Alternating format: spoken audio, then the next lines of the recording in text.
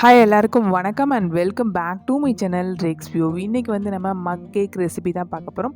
Left over குக்கீஸோ பிஸ்கெட்டோ வச்சு என்ன பண்ணலாம் அப்படின்னு யோசிச்சுட்டு இருந்தீங்கன்னா ரொம்ப குயிக்காக நம்ம ஒரு மக் கேக் பண்ணிடலாம். ஸோ இதுக்கு நம்ம வந்து குக்கீஸ் வந்து ஃபுல்லத்தையும் வந்து க்ரஷ் பண்ணிக்கலாம். இதில் வந்து க்ரீம் பிஸ்கெட் யூஸ் பண்ணுறதா இருந்தீங்கன்னா க்ரீமை மட்டும் நம்ம செப்பரேட்டாக எடுத்துகிட்டு அப்புறம் கிரைண்ட் பண்ணிக்கோங்க. இதில் ஆல்ரெடி வந்து கொக்கோ ஃப்ளேவர் உள்ள பிஸ்கெட் அப்படின்னா கொக்கோ பவுட்ரு தேவையில்லை. இல்லை வந்து பிளெயின் குக்கீஸாக இருந்ததுன்னா 2 ஸ்பூன் வந்து கொக்கோ பவுட்ரு ஆட் பண்ணிக்கோங்க. பேக்கிங் பவுடரும் பேக்கிங் சோடாவும் வந்து ஒரு 1/4 ஸ்பூன் போதும். சால்ட்டி பிஸ்கெட்னா சால்ட்டை ஆட் பண்ணிக்கோங்க, இல்லாட்டினா தேவை இருக்காது.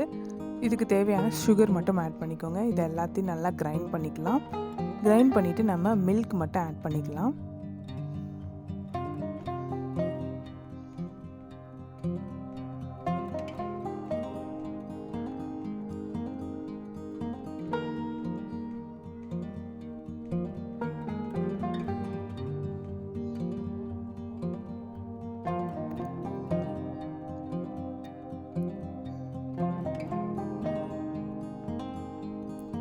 குக்கீஸ்லேயே வந்து பட்டரோ இல்லாட்டி ஆயில் ஆட் பண்ணி தான் பண்ணியிருப்பாங்க. ஸோ அதனால் நம்மளுக்கு இதில் வந்து ஆயில் இல்லாட்டி பட்டர் எதையுமே ஆட் பண்ண தேவை இருக்காது.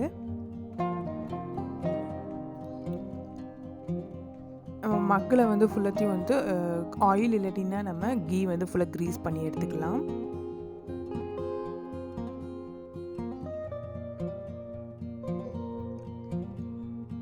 பண்ணிவிட்டு நம்ம ஆல்ரெடி மிக்ஸ் பண்ணி வச்சுருக்கிற பேட்டரை வந்து இதில் மாற்றிடலாம்.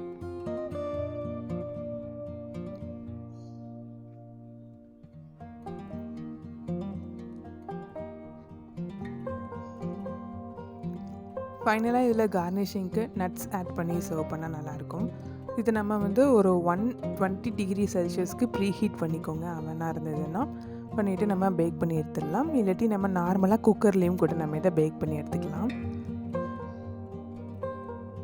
ஒரு 30 மினிட்ஸ்க்கு அப்புறம் ரொம்பவே ஒரு டேஸ்டியான ஒரு மக் கேக் ரெடி ஆயிடுச்சு.